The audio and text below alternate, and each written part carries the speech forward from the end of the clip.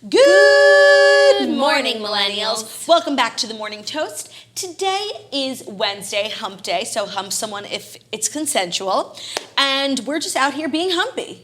We are. Welcome back to the show. I'm looking at today's show with a fresh set of eyes. New lens. Yesterday we did something very scary and pit-inducing for us and a lot of the listeners. But also, I think, quite trailblazing of us. Definitely, actually not trailblazing because it was a copied idea. It's a copied idea, but we did a Patreon episode of mean comments. We went to our podcast reviews and read the meanest ones about us and responded to them. From ones that were, critical but constructive to ones that were just plain mean. Right. And we did an entire episode really just coming for like every single point, addressing every single point and talking about the things that we would change given having read all of this from some people who seemed like true fans. The Toasters and the Patreon community loved the episode. I've just been hearing rave reviews. However, so many people are now saying, like, first of all, they like when we talk fast. They don't come to this show to become so informed. Right, so what we took from the show, like the takeaways were, one, we really need to slow down when we talk because it makes it really difficult for people to listen. Two, that we speak a lot about stuff, like issues that come up on tangents, and we don't really know. We're not really well versed in certain subjects, and we just talk with conviction about things that we might not know are 100% certain. Right, to which people said, like, if you're coming here for the news, you're at the wrong show. Right. Also, they were upset that we, talk too much about ourselves and not the Fast Five. And then again, people said, like, this Fast Five is just a way in which we get to talk about ourselves. No, honestly, that criticism, and I rebuff. It's called the Fast Five for a reason. I brutally rebuff that. If you're not interested in me or my life, then this podcast is not for you. Yeah, and then the complaining, which we apologized for because we knew it was annoying, but then everyone said they love our complaining. So I think now taking both sides, the love and, the criticism, all you can do is do what you think is best. Don't do what other people tell you to do. And that's what they said. They love us because we're unapologetic, we're who we are, we're unfiltered, and don't change for other people. But it's also important, I think, to know what people are critical of and be aware of it. 100%. So I will move forward in a more meaningful way, one in which I speak a little bit slower and I'm just a little bit more conscious of speaking over my sister. Oh, yes, definitely. That was a win for me. Yeah. Except I kind of don't mind being talked over sometimes, but sometimes my sentence is trailing off. Feel free to jump in. Right. So head over to patreon.com/themorningtoast to listen to the episode. And we have 3 more premium episodes coming at you this month. We're going to film one later today. The one we're doing today is quite pertinent, seeing as how Camp Toast is this weekend. We can't wait to see our Camp Toasters. We are going to do an episode centered around our experience at Fat Camp. A lot of people might not know that as children, we went to Fat Camp for many years, and it was really some of the best summers of my life. And I just think a lot of people, like to me, it's just normal, but to some people, it's like, what? Yeah. So we had a lot of questions about that. So if you are a Patreon member, you want to hear that, it'll be coming up later today or tomorrow. It's all good stuff. It's great stuff. I can't wait for camp. I already started packing. I'm trying to figure out what do I pack for this camp. What bag are you using? I am using my away luggage because now I have a cute little set now that we're working with them on this here show. So I have my carry-on, and then I have the bigger carry-on because I need to fit all my... So you're taking 2 suitcases? I'm taking 2 suitcases, but nothing, just 2 rollies. But also your bedding is not going to go in there. It's going to go in there. How are you going to fit a comforter in a rollie? It's a blanket. I'm going to fit it. And also, it's coming from, it's being shipped, so it's going to be condensed. Mine is, all my bedding came in an Amazon box, and I left it there. I'm just going to throw the box in the car. Oh, that's perfect. So what I'm most excited about for Camp Toast is I'm driving us there. And I love a good road trip, especially with my sisters. Like, where should we stop along the way for snacks? Ooh, I don't know, but the Camp Toast road trip distance is the perfect distance for a road trip. It's like 2 hours, yeah. When you drive like me, it's 2 hours. Next week, I'm going up for my Colgate 5-year reunion, which is just so crazy. How are you getting there? We're driving, but it's a 5-hour road trip. That hasn't sunk in yet. No, but speaking of college... I think I might have to just book a flight. Sorry, girls. Speaking of college, we went to Margot's college graduation yesterday, and it was pure torture, and it really made me think a lot about the hypocrisy of our educational system, Because it's like... all the kids, first of all, it was a 2-hour ceremony, and the first 90 minutes were such, bullshit, self-congratulating, the professors and the deans on stage. It's it's your job to be there. They were acting like they were literally firefighters. Your service to these kids. It's you were so mean to these kids. These kids hate you. Oh, yeah, and you got paid to be there, where some of these kids are putting themselves in financial debt for the rest of their lives just to get yelled at by you. It was just so hypocritical. I was this is such bullshit, acting like they're saving lives, for just, these fake research grants. Yeah, it was so stupid. And it's we're here to celebrate the kids. And the kids were literally the last 5 minutes, they like hurried everyone off the stage. And it was just like so stupid. Yeah, it was really stupid. It was painful. Graduation ceremonies are just one of the most painful life experiences for me. And I was looking around at the people that were so excited to be there, and it's like, I'm so happy for them, but for us, it's like worst case scenario. I don't know. I just have like little to no respect for the higher education process as a whole, like from admissions to graduation. So it was just hard for me to sit there. My legs got like really crampy. And I'm a super short person, but like my legs felt like I needed to stretch them. And I never feel that way because like I have like 1-inch legs. Well, the most interesting part was that the graduation ceremony was at Radio City Music Hall, which just got me all excited. Radio snitchy. I'm all about, accomplishing my goals and then like feeling like they're nothing and then getting to the next thing. Like I haven't even done the Beacon Theater yet, but now I'm like, I gotta do Radio City. Next? Yeah. So yes, Happy Snitch graduated. We were saying to her, because we went for dinner afterwards, like, she doesn't even know. Like, people are like, the real world sucks. Like, being an adult, adulting is hard. It's like, none of that. It literally, that bullshit pales in comparison to, like, having a paper due and knowing that Margot will never have the feeling of, like, having homework, having a paper due, having to study, like, having a pit about a grade. Like, that is what being an adult is all about. And people don't talk about that enough because there's such happiness and profound joy and peace, inner peace in knowing you will never have to write another paper. In the post-grad life. I do a lot of cameos for people who are graduating from college, and that is really, like, the message. The message, like, I'm sure you're sad, but just know, like, this is the greatest thing that's ever happened to you. The world kind of, like, puts out this message that, like, once you graduate, it's all fun until you graduate. But it's like, no. Like, everything up until graduation sucks. Yeah, except for the summers. Right. You still have your summer reading. Where did that narrative come from, where it's like... it came from the higher education system, which is just trying to keep us in graduate economically strangling people totally. And wanting to take your funds, so they make you think that you need school and you need continued school. Someone commented, after my sister's college graduation, I told my mom, I'm running for office and that my platform is going to be forced graduations to be an hour or less. Well, you know what I was thinking? Thank you for bringing that up. I was thinking, you know what? If I want to run for president, I want to just get rid of graduation ceremonies completely.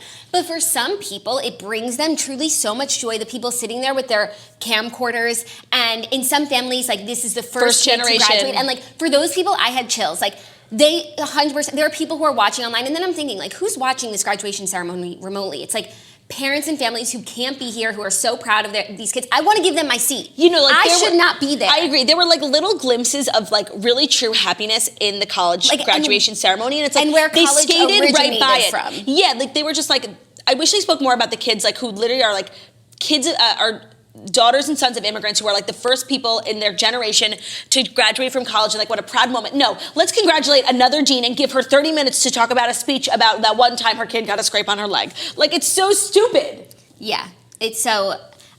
I mean, I guess technically... We heard from one student. I guess technically graduations are optional for everyone. Yeah, but no, it's like you want to have... It's nice to, like, commemorate the moment. Like, you worked hard for 4 years. You want to have a ceremony. And that's, like, the premise behind why graduations were started. But they've gotten so ahead of themselves. Like, literally, of all the speakers, there was one kid who spoke. Yeah. The valedictorian. Right. There should be, like, obviously there should be a dean, guiding us through the ceremony. But like, I want to hear from the students. I want to hear from Miss or Mr. Congeniality of the class. Like, give me some personality. Let's celebrate the students, not the school. Like, they gave out awards to kids, and the person who spoke the whole time was a dean, and he like literally, the kids didn't even get to speak. They got their award and got pushed off the stage. It was so crazy. It was literally like the most congratulatory. Thank you. Like, righteous, self-righteous. It was such bullshit. I was really like getting so mad while I was sitting there. No, I think we have to celebrate the students in the class, not the school. We celebrated the school. We just gave you boatloads of tuition money and student loan debt. Like, you've been celebrated sufficiently. You've been taken care of. Let's hear from the kids. How'd they turn out? Well, jury's still out on Snitch since she just graduated without a job. And we're just looking forward to watching her, spread her wings and fly into the world. Yes, I'm so happy for the Snitch. She's the type of person who didn't handle, like, school pressure well. So I'm really happy she won't be having that for the rest of her life. And, like, that her Instagram stories are no longer, like, her studying in the library. Like, yeah, no, for us... The content's about to be, like, even more premium. Yeah. But other than that, it was a great day. And we're here again just to deliver the Fast 5 stories that you need to know before you wake up and take a bite out of your morning toast. Okay, are you ready to get into it? Are you ready? Yeah, my foot fell asleep, so just like give me a minute. Don't worry, the stories aren't as heavy as they've been, so hopefully we can stay informed. We're going to be recapping Real Housewives of Beverly Hills at the end of the episode. Yes. Okay, first up, inside Kylie Jenner's Kylie Skin launch party with James Charles and Caitlyn Jenner. Kylie Jenner wasn't going to let her Kylie Skin launch pass without an epic party. The beauty mogul celebrated the release of the first products from her new skincare line, officially available on Wednesday at 9 a.m. Pacific time. Okay, that's 12 noon Eastern time. On Tuesday night with an over-the-top all-pink party that included a roller skating rink, lots of junk food, and everyone from James Charles to Caitlyn Jenner. Kim, Khloe, and Kourtney were all in attendance, as was Chris, Corey Gamble, but Kendall was halfway around the world for a Cannes Film Festival. Tons of beauty influencers showed their support, including James Charles, who recently ended a feud with his mentor, Tati Westbrook. Also present were Nikita Dragun and Gabrielle Zamora. So we know whose side Kylie has taken. Yeah. Has she refollowed James Charles? So that's the thing. It's like the only thing not adding up here is why she unfollowed him and if she followed him back. And that was the thing. The only piece of James Charles' story that I didn't fully buy was when he was talking about the Dolan twins and how he's spoken to them, whatever. But it's like if they're really your friend, they're one of the only few people you're talking to during this huge scandal, and they unfollowed you on Instagram. It's just weird. It is weird. And Nikita Dragun did not. Yeah, I just want to say, I know this wasn't orchestrated, and I hate when people chalk up real drama to just PR. being a PR stunt. However, this is a party that would have happened. Say this James Charles, Tati Westbrook thing hadn't happened. In the Kylie Skin party write-up, it would not be a headline, celebrates with James Charles. Yeah. Tati Westbrook's name would not be mentioned in the article. No. This whole scandal has Gabrielle Zamora. I've never heard of him. Well, you want to know why? I think Kylie took this side because one, her and James have a history, but also I think Kylie fucking hates Jeffree Star because he's always so mean about her products, and he's now recently been taken off of her press list. He used to get her products early on and review them and only say negative things about the inconsistencies of the formula and how the price point is too high and how you can't just be a celebrity and put your name on something. So she has since stopped sending him product, and I think it was just easy for her to take James's side here. Oh, definitely. But I'm just saying, this whole scandal and drama has made James Charles an even bigger star. Gabrielle Zamora, I've said his name 4 times on the show now. Yeah. And it's a fun name to say. Well, a personal update in this entire thing was that I had ordered some James Charles merch maybe a week before the scandal even happened. As everyone knows, if they've been listening to the Toast, I have just been becoming a James Charles fan over the past few months, and I decided to get some merch. One, because I want to support, but also it says sisters on it, so it has nothing to do with James Charles. I love my sisters, and now I have it on my phone case. That's cute. So, literally the day that the drama went down and I decided to turn on James Charles, I got an email that it had shipped, and I was feeling so perplexed. And then it arrived the same day where I was kind of turning back for James Charles. So I've decided to wear it and wear it proudly. I'm happy. I think that's the You're right what? choice. You're happy. I'm happy for you. Know that I am. Even if I. Maybe if I don't sing in an annoying belty way, more of a soothing, calming way, people will think it's ASMR. Maybe, because when Snitch was here once, we did a little cover of Rainbow by Casey Musgraves in a really high-pitched, sweet way, and people really enjoyed it. Well, Jackie and I were saying yesterday on the Patreon episode was that we don't really sing anymore, but the only time we sing on the show is when one of us says, I'm happy for you, because there's no way you can say those words and not just go into, know that I am. I'll stop there. Anyways, but happy for Kylie. Kylie's I really want to get. Lit. Are you going to get stuff? So people are all up in arms, which was a similar scandal that happened on the Toast because when Skinny Confidential was here, she was talking about St. Ives, and the Toasters went off saying that they use walnut. No, she said that they use plastic beads. And that, because I was just telling her I bought it as my exfoliator. And she said, don't use it, they use plastic beads. Then the Toasters found out that it was a whole scandal, they have changed to natural exfoliating beads. So it actually is okay to use now. There was a recall on everything, so we just cleared that right up. But so Kylie's using... walnut. She's using natural. So why is everyone mad? They're mad because apparently it's a little too rough on the skin. No, I'm totally buying one because I just love to support, and two, I've been pretty pleased with Kylie Cosmetics thus far, so why not? Yeah. I mean, it'll be good. It'll be no Kopari, aluminum-free coconut deodorant, but not everything can be as good as Kopari natural deodorant. Not everything can be as good as Kopari, and you know what? That's just our cross to bear. So tell them why Kopari is so incredible. Because Kopari's coconut deodorant is a cleaner alternative to a traditional deodorant. It's aluminum-free, vegan, and doesn't contain silicone, sulfates, parabens, GMOs, or baking soda. Instead, the deodorant keeps you fresh with plant-based actives like sage oil and coconut oil. It's great if you have sensitive skin, if you're looking for a deodorant with a scent that's not overpowering, or if you're like me and you literally can't get your pits to stop smelling from anything from a drugstore. Right. So go to koparibeauty.com/toast to save $5 off your first deodorant when you subscribe. That's kopari.com That's koparibeauty.com. Kopari beauty.com/toast. koparibeauty.com/toast. You never have to worry about running out of deodorant because Kopari offers a subscription. You get it automatically shipped to you as often as you choose for free. For free. Yeah, so that's koparibeauty.com/toast. Every time we do a Kopari read, like a camper gets its wings. Totally. It gives me such great joy. It's one of my favorite beauty brands, and I'm so grateful to work with them. Honored. Okay, there was an interesting factoid. Dare I say blessed. There was an interesting factoid in this article that I just didn't want to skirt over. The James Charles one? The Kylie article? Kylie Skin article.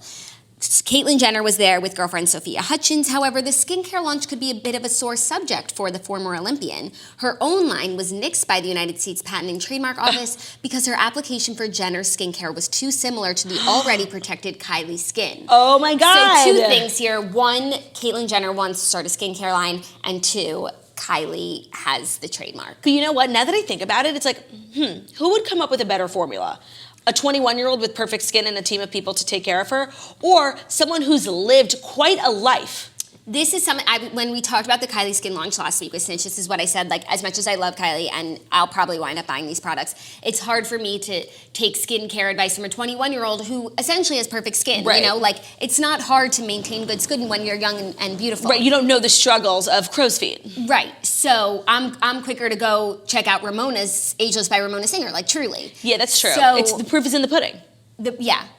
The proof is really in the pudding. But I mean, I think eventually, for a foaming face wash, I could definitely try out Kylie's. I also think like Caitlyn Jenner like really needs to stay in her lane. Like we have KKW Beauty, we have Kylie Cosmetics, we have Kylie Skin. We have so much here that I just don't think we need a Caitlyn Jenner skincare moment. I would much rather see like a Caitlyn Jenner like athleisure line, you know? Totally. Like let's step out of the beauty. Like we've got it covered. No, like everyone's out of control. Did you see that Kendall was trademarking her name in the beauty world? Shut up. Like Kendall and Kendall's Beauty or something like that. But Kendall's, it's the same exact thing. Kendall wears no makeup. Like when she did that Dior Vogue makeup bathroom thing, she was wearing like literally chapstick and concealer. No, and then also, would she not be able to be the face of other beauty brands? Right. I don't think in any way that this is a good idea. I agree. But you know what is a good idea that I literally just thought of, even though whatever, like Kylie's the face of Kylie Cosmetics, but like maybe Kendall should be. She's a model. And they have the budget. It's a good idea, except like for those of us who like love Kylie because it's Kylie. Of course. I wouldn't want it. No, Kylie being the face of Kylie. Do you see me buying Estee Lauder? Honestly, maybe do you Kendall. see me buying Estee Lauder? No, maybe Kendall should be the face of KKW Beauty. But like you buy it, like she has the Mrs. West collection. You buy it because it's like what she wore at her wedding. I'm just trying to find some work for Kendall. No, I think she's okay. She's in Cannes. She's in Cannes. She's busy. She really is okay. Okay, ready for our next story, which you know what? I'm looking to you as the expert on. I know you've been sort of like out of touch, but you are our resident Shahs of Sunset expert. Oh, I know all about it. And there's major drama going on between Reza Excuse me, and I've not Mercedes. been out of touch. Why would you say that? Because you've been on vacation. Okay, no, I've been very informed. Oh no, but like I didn't mean it as. No, I didn't know if like something happened where I'm like now considered out of touch when it comes to Shahs of Sunset. I'm sorry, because all this went down while you were on vacation, and some of my friends were texting me like, "What's the drama? Like, what's going on?" And I just seen an Instagram post. I was like, honestly, I don't know. I have to ask Claudia. But you were on a flight. That's why I considered you out of touch. Okay, fair. Sorry for there's the clarification. What's going on? Well, read the headline, give people the facts. Reza, Farahan, and Mercedes MJ Javid, a complete timeline of the Shahs of Sunset stars' feud. The Shahs of Sunset stars are currently embroiled in a heated feud which came to a head just yesterday after Reza obtained a restraining order against MJ's husband and fellow castmate Tommy. While the stars have yet to weigh in on the latest development in the drama, Reza and MJ's friendship appears to have hit, a rough patch sometime throughout her pregnancy. Before giving birth to her son, Shams Francis Fite, a source told E! News that Javid was heartbroken by her friends, especially after being admitted into the ICU. Quote, MJ is confused and heartbroken that her friends haven't congratulated her on Shams's birth or asked her about, bless you. Thank you. Or asked her about her health. You're not allowed to sneeze on the show anymore. I'm sorry. That was another complaint. I just held it in really tight. I'm sorry. We're not allowed to sneeze and we can't breathe either. Okay, let me tell you, this is what I know.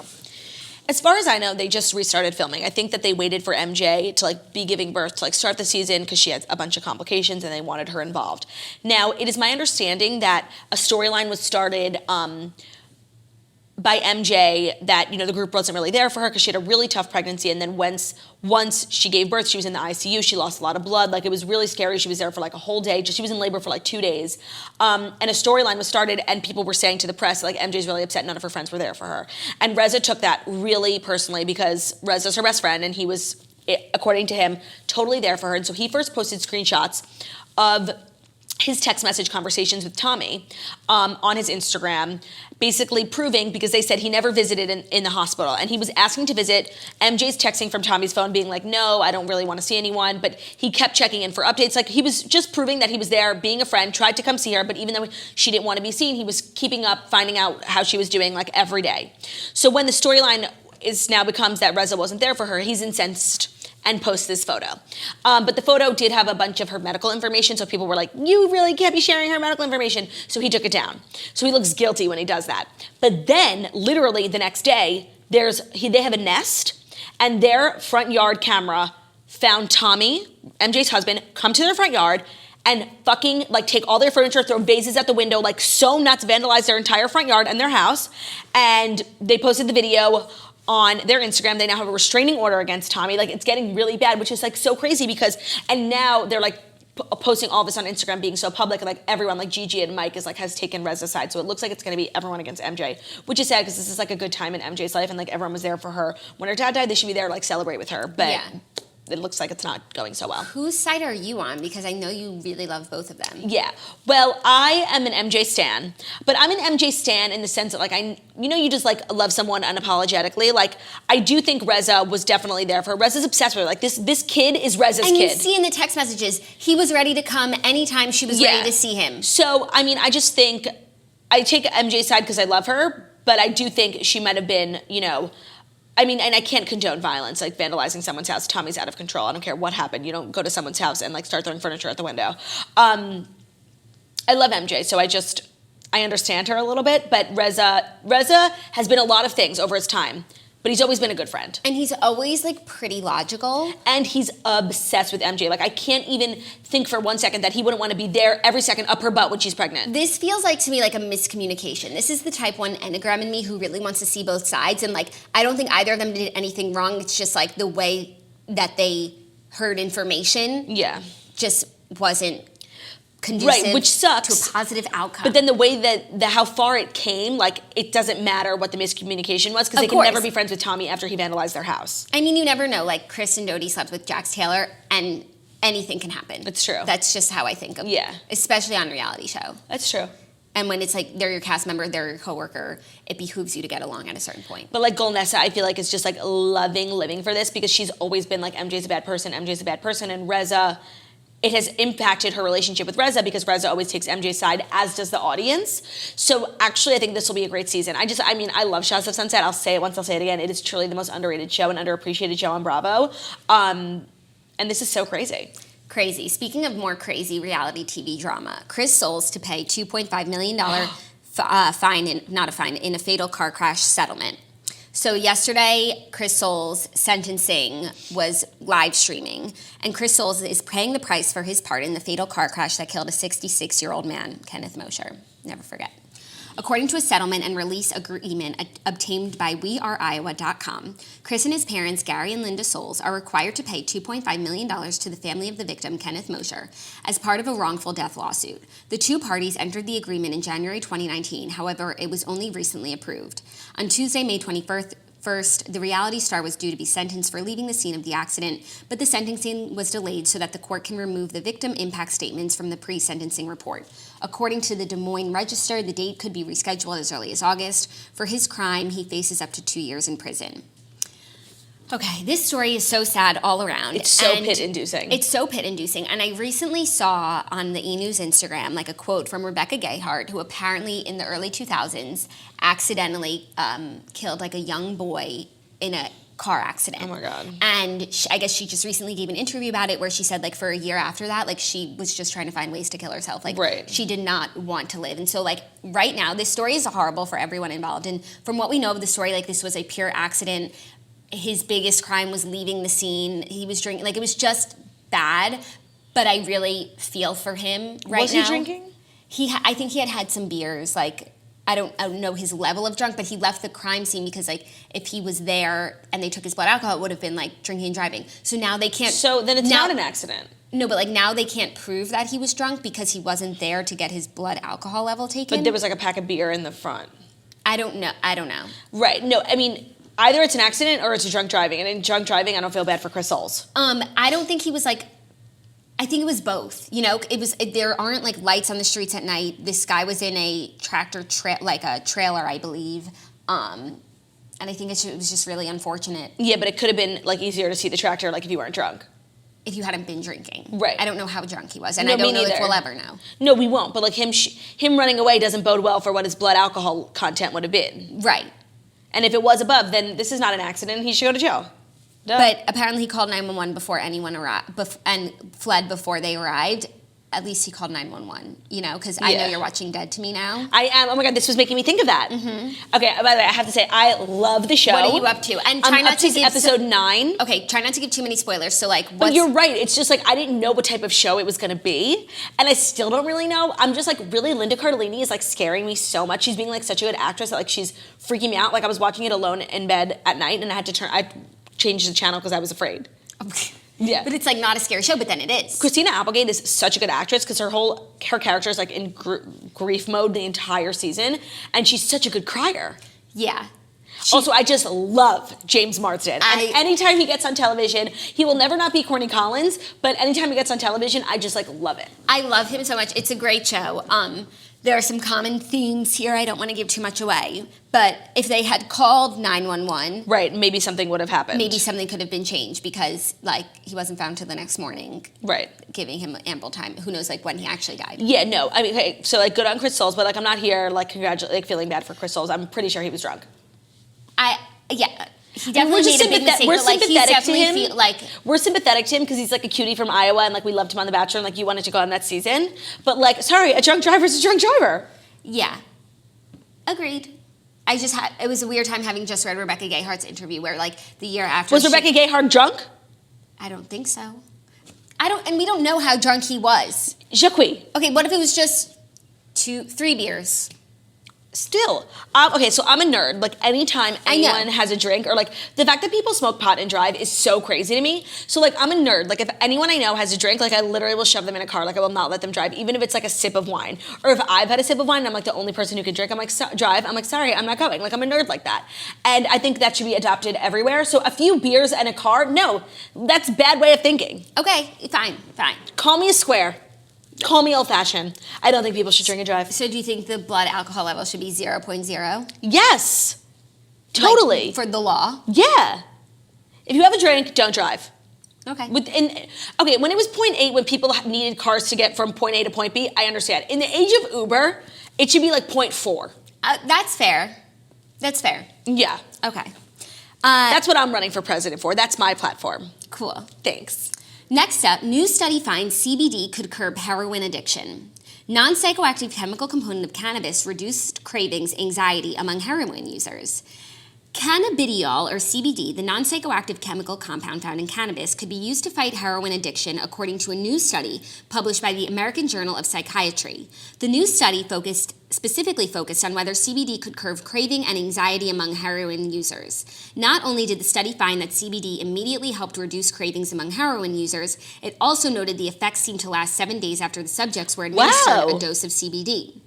Speaking with CNN, Yasmin Hurd, the lead researcher on the study, said the intense craving is what drives the drug use. If we can have the medications that dampen that craving, that can greatly reduce the chance of relapse and overdose risk. Wait, that's so crazy. I mean, I feel personally connected to heroin ever since I saw this episode of Dr. Phil about the 3 sisters who can't stop doing heroin, and like it really shook me to my core. And I just like am so like, not like obsessed like in a good way, but just like intrigued by heroin because like everyone's doing heroin now. Like it's like the #1 most popular drug, like more so than pot in New Jersey because it's so cheap. Yeah. Where we're the #1 podcast. It's also the worst drug. Like, have you ever seen someone on heroin? I think I have once, like on the, like not confirmed. No, but like a person on the street, like you become unconscious and like you can't even walk. Like you're like asleep, I think. Also in Breaking Bad with Kristen Ritter. I don't watch Breaking Bad. Kristen Ritter was like a heroin girl. I love her. Yeah. So I think this is great. I've been newly into CBD, and while I don't need it to cure my heroin issues, more like my tendinitis, I am here for just more positive effects. Did Ben use CBD for his carpal tunnel? So we just got home, and I never even thought to use it on him, and I should have taken it to Israel because he's been sleeping in a what do you call it, like a cast, which helped. A brace. But I thought, I've been using the CBD on my left thumb. I have tendonitis and it comes every now and then. And I got a CBD cream and it totally helps. So last night I put it on Ben's wrist and he is just so annoying. Like something could work and make him feel so much better, but he doesn't want to give me the credit like for fixing his problem. He's like, it kind of feels better, you know? He's so annoying. Yeah, that's funny. Annoying. Okay, fifth and final story. Speaking of just things. Speaking of speaking. Okay. That's my segue. New York might make it illegal to text while walking. I want to get your thoughts on this. Ooh. Crossing the street here in New York can be challenging at any time, and you might be even less likely to notice that honking cab. I mean, you'll notice it because you hear it. Or zooming bicyclist if you're looking at your phone. Now it could become illegal to do so. A bill in the New York State Senate seeks to ban pedestrians from using portable electronic devices while crossing the road. Fines would range from $25 to $250. The statewide ban would include texting, checking emails, and browsing the internet with exceptions for emergencies. Well, this is so fascinating because I had an experience last night when I was walking home from dinner where I walked half a block. Like, I didn't cross any streets. I just walked half a block and I was texting and I realized, I thought to myself, did I just cross the street? Like, I couldn't remember. I was like in a haze and I'm like, damn, I need to be more careful. And I put my phone away. So like, I understand the desire to make it illegal, but this literally sounds like a robot state where everything we do is controlled by the government. And if the government can control what I do with my hands, that's crazy. Yeah, it seems a little invasive, but I actually don't think it's the worst idea. And especially if it's just fines, starting at $25, that'll just encourage people to not do it. And it really is so unsafe, especially because in New York, the way that traffic patterns are, even if you have the light, you think, even if I text, who cares? But other lanes can still turn. Right. And you should be aware. I think it'll I don't know how many. First of all, we'll see if it passes. Yeah. And once it passes, I don't know, this is how the government will be making its money, but it will definitely encourage people to not be on their phones while they cross the street. I'm very reticent to give the government more power to control my personal life. So while I said I understand the need for it, I'm not here for it because this literally sounds like an episode of Black Mirror. Right. That's so invasive. But then you can make the argument that it's not so dissimilar to not being able to be on your phone while you're driving. No, but when you're driving on your phone, you're a danger to others. Yeah. That's why it's illegal. But you texting on your phone while walking on the street, you're just putting yourself in danger. I mean, you're a danger to yourself, but then say someone hits you and then you ruin their life. Okay, emotionally, yeah, but technically they're fine. And what, they have to, what if your family sues them and then all of a sudden they're out? Yeah, but if you get that litigious, you could say that about everything. You shouldn't be able to walk your dog on the street because someone could hit your dog and your dog, you can't control what the dog does. And then the dog gets hit with a car and the person who's the dog is so upset. I'm just saying, it's a chain reaction. No, it is, but if you think that way, you could say that about everything. I agree. I don't know.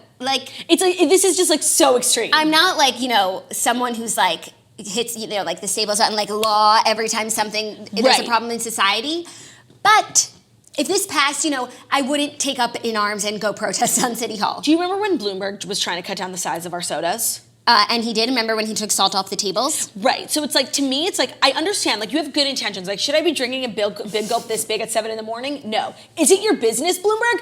Fuck no. Is it your choice? Yes. So it's that's something where I'm only harming myself. So the government needs to get out of my dick. That's like cigarettes. It's okay, you know what? If people want to smoke cigarettes, that's their prerogative. Why so nosy, the government? Get the fuck out of my, I don't smoke cigarettes, and I think it's gross that other people do, but that's their fucking prerogative. You want to give yourself cancer? Run, go, have a good time. I hear you. Okay, so that's our fifth and final story. Really a nice range, a lot of legal news, a lot of drug news. Lots of drug news. Now we have to recap Real Housewives of Beverly Hills, and I'm gonna segue us in with a little bit of a sixth story. Getting crazy. Ooh, 5.5. Because Lisa Vanderpump is coming under fire because she had made an anti-trans comment about Erika Jayne last night on the show. If you watched the show, I'm sure the minute you saw it, you were Googling what is tucking. Oh no, the minute I saw it, I was oh, this bitch is done. You know how I knew what tucking is? How? From Ace Ventura. Very cool. Remember? Very cool. Anyways, so she made one of her unnecessary jabs. British. It's no one, Lisa Vanderpump talking shit about Erika Jayne, who literally doesn't say anything about, literally right. Positive or negative, doesn't speak your name. Mm-hmm. So, yeah. Why? So when she was getting her lie detector test, they asked her questions about Dorit's face because John Sessa, Blizzard, John 316, all of the Johns are such fucking shit starters. They leak the story to Radar Online. Come at me. Get John in the chair. Yeah, put John in the fucking chair. He was being so thirsty and losery. Like, I wanted to slap him across the face. So many thoughts. Anyways, they asked a question about Dorit's face, and then in her side commentary, unprompted, she said, Lisa Vanderpump, just don't ask me if Erica's tucking or something like that, because there are some things I can't lie about. And then she chuckled off. So, regardless of who you are, this is a transphobic comment. Like, it's mean and it's so catty. Do I think Lisa is transphobic? No. She has been very vocal as an ally of the LGBTQ community, but she should know better because she has been an ally, and that doesn't give you like a free pass just to be an ally. I mean, just to say whatever you want.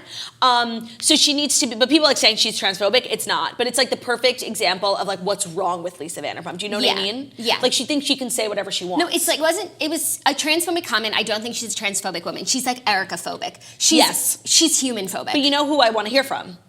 Billie Lee. True. Like, Billie Lee was out here accusing all the Vanderpump Rules kids of being transphobic for not including her on a flyer, which is the biggest reach. It's this.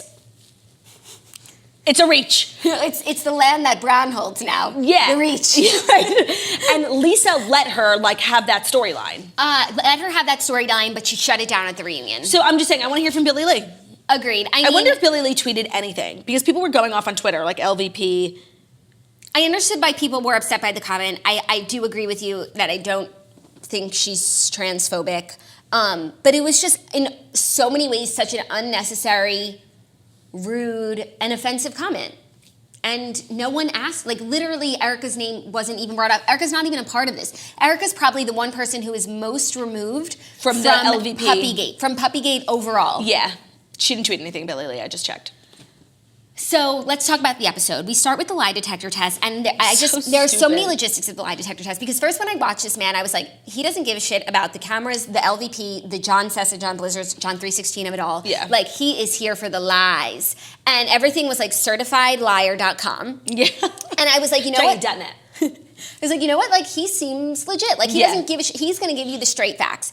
Then I come to find out he's been on every mediocre reality show. Marriage Boot Camp, Ray J. Then I saw a tweet, and I almost don't want to bring it up because, like, people on Twitter are so factually inaccurate. It came from, like, a random account. I don't even know if it had a profile picture. But that basically this guy is not certified. Like, I don't want to slander this guy's name based on a rogue tweet that I saw, but that would go to say that, like, he has absolutely no qualifications. Well, I mean, lie detector tests are, like, semi-reliable. They're not admissible in court. So it's, like, even if it was the most legit lie detector test ever, it's still not really considered foolproof.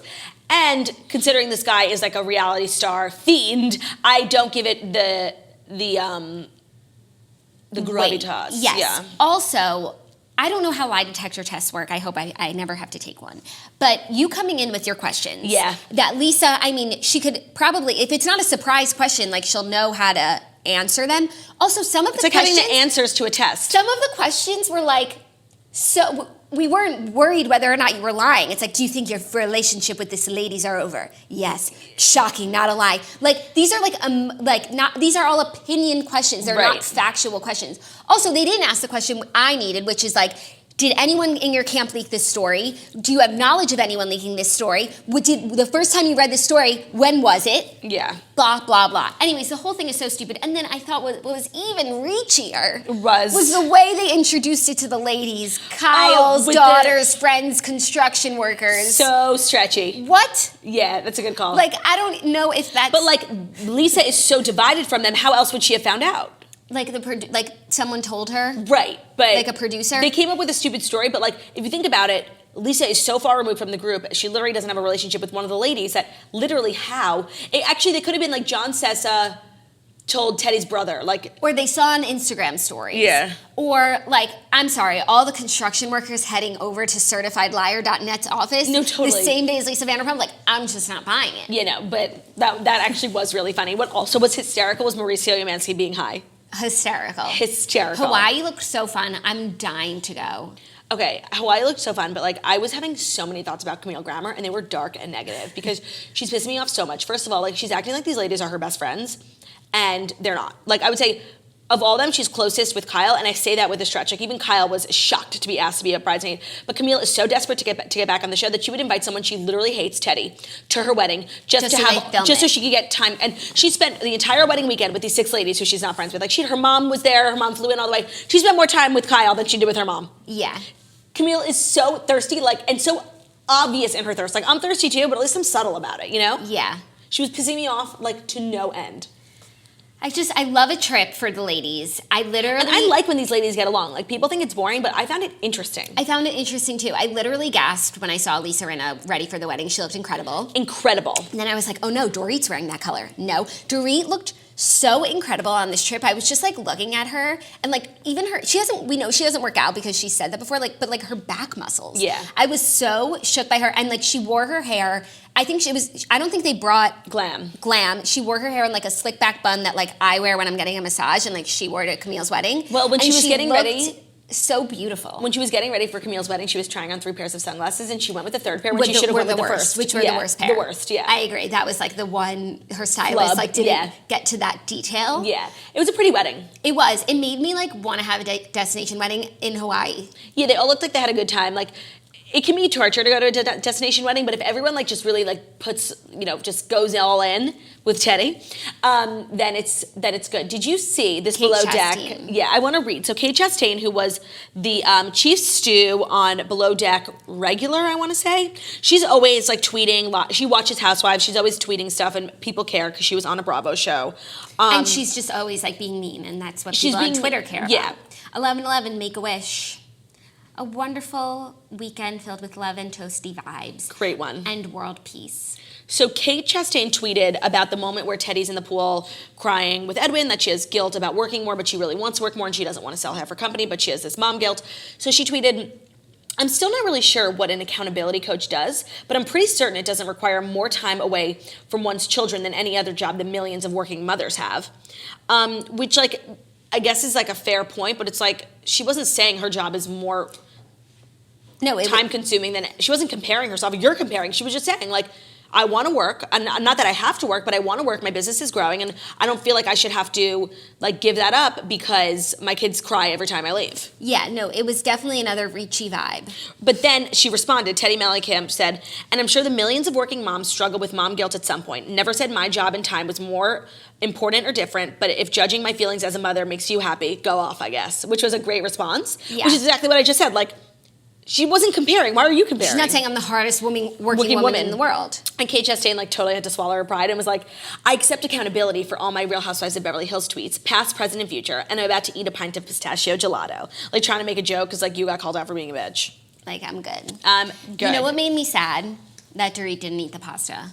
I know, that pasta looked so good. Even Teddy ate it. I know. And then I saw her back and I was okay, I guess you can't eat pasta, but that's a once in a lifetime kind of pasta. I have to tell you something, this episode really transformed me into I've always been a fan of Kyle, but I think I'm Kyle's #1 fan. She's a great housewife. She is. When they were talking about the life insurance health thing, Ben was watching with me at the time, and he was we would literally be in last place. We would get the worst life insurance. And it's so true. I just, I love Kyle's marriage. I love Kyle's relationships with the ladies. Kyle being so funny about being a bridesmaid. What am I supposed to do? I'm a 50-year-old bridesmaid. That was so funny. I just really am, finding myself being shapen into a Kyle stan. Yeah, I think that works for you. Yeah. She's I like her. She's great style. She has great style. Everything she buys is fancy from Intermix, and they don't give me a code on honey, and it's torture. Oh, right. Every time there's a Real Housewives of Beverly Hills episode, her and Dorit, I really look for what they wear, and they do share it sometimes on Instagram, and it's just a little out of my budget, but I'm getting there. No, and with honey, you'll be there. Yeah, because saving money is something we can all agree on. The reality is, if you're not shopping around, you're probably not saving money. So what if there was a way for somebody to do the shopping around for you? Well, that's exactly what Honey does. Honey is a free tool that you download on your computer's browser. While you shop online, Honey scans the entire internet for coupon codes, promo codes, discounts, and then it automatically applies a coupon with the biggest savings to your cart at checkout. It's literally like magic. I found out about it from the Toasters in the Toasters group. I've been using it for 2 years, and it has changed my life. And what's great is that it reminds you before you check out, because I'll forget. But a little thing will pop up. It's like, you want to scan? I'm like, sure, honey, do your thing. Give me code TULIP on Revolve literally every time I shop. It's the fucking best. There's no reason not to use Honey. It's free to use and easy to install on your computer in just 2 clicks. Don't take it from us, take it from our listeners. Get Honey for free at joinhoney.com/toast. That's joinhoney.com/toast, the smart shopping assistant that saves you time and money. I love Honey, and I love that we found out about it through the toasters at first. And then we got to work with them. Helping you join Honey for free, so head on over there. I do agree, though. I love this. I was just like loving Dorit. She is becoming, and Erica wasn't on this episode at all because she's always my favorite housewife, but Dorit is becoming one of my favorite housewives, which is so crazy because I talk the most smack. Well, she came on strong, and she came on in a way you don't want to come on, like as the friend of the villain. As the friend of the villain, but also like then coming for someone who is a fan favorite, Erica. Yeah. So like I don't know what the right way to come into a housewife role is, especially when there's such established relationships, but don't come for the fan favorite because that's a big mistake. I'll tell you the right way to come in. Denise Richards. Even though the first few episodes I was hard on her because I don't care about Charlie Sheen, but now I do because he brought a hooker to Thanksgiving. Oh my God, that was so interesting. And she's like, set a plate. That was so funny. She was filming a fucking Christmas movie. Hallmark. She is my housewife. Yeah, she is. I love her. I feel so badly that I was not patient with her. Yeah. You know, no one's gonna make a splash the first episode. Yeah. And she's just bringing so much to the show. Next week, she goes to bat for Lisa Rinna against Kim Richards, and that is the kind of housewife fighting I need. Because she has no stake. Doesn't owe anyone anything. Nobody brought her on the show, so she really just sees things objectively, and just says how she feels. Like even in the beginning, she was a little reticent to jump on the I Hate Lisa Vanderpump ship. She gave her a chance, like how a normal human being would do, who has no idea who Lisa Vanderpump is. Yeah. So I'm loving her addition to the show. Me too. I'll be really interested to see her at the reunion because I don't really feel like she's a housewife yet. Like she doesn't Instagram and tweet about housewifey stuff. She's still just a celebrity. Do you know what I mean? So once you get in a reunion and you get down in the dirt, there's no denying you're a housewife. I just can't believe that the New York women have already filmed their reunion. I know. And the Beverly Hills women haven't. I know we're waiting for the Lisa of it all, but New York started so much later than Beverly Hills. Yeah, Beverly Hills started in the middle of February, and New York I feel just started. Yeah, New York you feel just started because every episode's been terrible, but yeah, no, Beverly Hills definitely started before, and it's weird, but maybe it's just because Andy lives in New York and it's probably easier for them to get everyone together. No, I think they're waiting till the last possible second so they have all of the in real time tea. Yeah, because so much is happening. Yeah. Yeah, I'm dying to know. My sources say, and I have some pretty good sources, I'm not gonna lie, they say that Lisa Vanderpump is not filming the reunion. I think she's gonna film. Well, because if she doesn't film the reunion, as we learned from Adrienne Maloof, it is grounds for firing. So that would impact all the other work she does with Bravo. You can't just be an enemy of Bravo, but then also be a producer on Vanderpump Rules. I don't think it would make her an enemy. I think her not showing up to the reunion, and maybe she doesn't want to be on Beverly Hills anymore. She's she tried to back out before they gave her $1 million to keep filming and promised to talk about Yulin more. Yeah. I think she could not go to the reunion, not be a housewife, and not be an enemy of Bravo. She's given so much. But that's not fair. Then that's what Lisa Rinna was saying on the Jenny McCarthy show. It's if any of the ladies pull some of the bullshit that Lisa Vanderpump pulls, not showing up for cast pictures, having to have a separate photo shoot, refusing to film with anyone, literally not showing up to a place that another housewife is going to be at, that's grounds for firing. So Lisa Vanderpump getting special treatment is not fair. Especially when the success of Beverly Hills and Lisa Rinna all these years being crazy only contributes to the rising stock of Beverly Hills, the rising stock of Lisa Vanderpump, and therefore the rising stock of all of other Lisa Vanderpump projects that nobody makes money off of besides Lisa Vanderpump. Lisa Rinna has helped in some way or another Vanderpump Rules, and she has not seen $1 from it, and that's why she's mad, and that's why she stopped drinking and stopped being crazy and only drinking Aperol spritzes in Berlin. Yeah. Also, I saw some tweets that people are wanting Brandy to come back, and it might be time. It most certainly is time. Even she Rinna, comes back this season. Even Rinna said that she could have everyone said that they're down for a Brandy comeback, and imagine if at the end of the day Lisa's off the show and Brandy's on. I mean, Brandy needs it, big time. And Brandy's great television. Brandy's a great housewife. Yeah. She's a little, I think, we loved her because she was crazy. And just in recent years, just from what I've seen, I think she's a little off the deep end. She would need to swim back to shore a little bit. We loved her because for so long we loved her because she was, yes, crazy, but she was also such a good friend. And a good mom. And a good person, like with a good heart. Like she definitely like had a temper and alcohol never helped, but like we always knew where she was coming from, you know? Yeah. I don't know. I've been saying it and I will still say it. I think we're ready. And you know what? If Lisa Vanderpump does stay, we're even more ready. Well, do you remember when Kyle Richards almost went to the dark side against Lisa Vanderpump and her and Brandy were really good friends and they went hiking? Like that was the best. No, I know. I so look forward to that. I actually would prefer if Brandy comes on while Lisa's still there. Well, duh, but I mean, there's no way Lisa can be back next season. No. I think she'll be at the reunion. You should place a bet. I don't know what I think. I'm just saying what my sources say. I mean, what do you think? Given your sources, given my what's happened? sources, I don't think she's going to show up because what we know about Lisa Vanderpump is she is not one to take accountability, and reunions are made for being accountable. Like you cannot deny or you can't hide at a reunion, and that's the one thing that Lisa Vanderpump fears the most. And she gets up from every conversation in the 10 years she's been on the show. She has gotten up from every single conversation where she has been confronted about her sneakiness, and you cannot get up from a reunion. It's a whole day. Okay, I have $50 on that she'll be there. But I don't believe that wholeheartedly, so like I'll do $20. Okay, $20 that she won't be there for you. Yeah. $20 for me that she Her will. not being there is way crazier than her being there. Of course. So the odds are stacked against me. I don't even know actually, but her being there 8 hours of being held accountable is also a crazier thought. No, I know. I think she'll be there. Interesting thought. Anyways, that's our show for y'all. Our last show of the week is tomorrow before we head to Camp Toast. We have a special guest tomorrow, right? Or is that next week? Oh, yes, we have Layla Orr from Project Runway. Oh, Who my is God. Who is a toaster. A toaster and a Project Runway contestant, which is just our favorite mix. Yeah, I'm excited for that. I forgot about that. Yeah, so that's our last episode of the week tomorrow. And that's it. If you're coming to Camp Toast, we're excited to see you. If you're not, be sure to follow along on the Morning Toast Instagram, on our Instagrams, for premium content being delivered all weekend. And we're really excited about it. I'm so excited. Thanks, guys. Have a great day. Bye. Have a good one. Tickets available at girlwithnojob.com. JackieOflo.com.